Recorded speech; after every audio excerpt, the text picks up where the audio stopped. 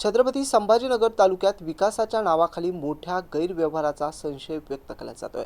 जिल्हा परिषद आढावा बैठकीत जलजीवन मिशन, मनरेगा आणि घरकुल योजनांमध्ये मोठ्या प्रमाणात अनियमितता आणि निधीचा गैरवापर झाल्याचे गंभीर आरोप करण्यात आले।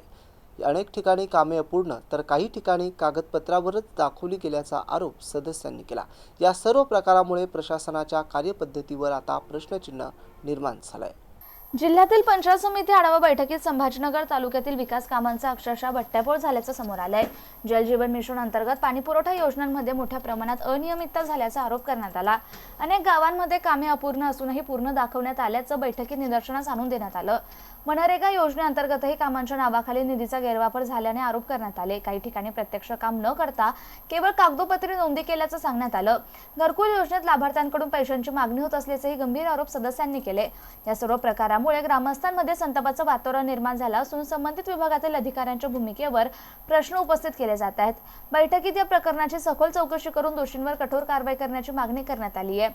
आता या आरोपांवर प्रशासन काय भूमिका घेतं याकडे सर्वांचं लक्ष लागलंय।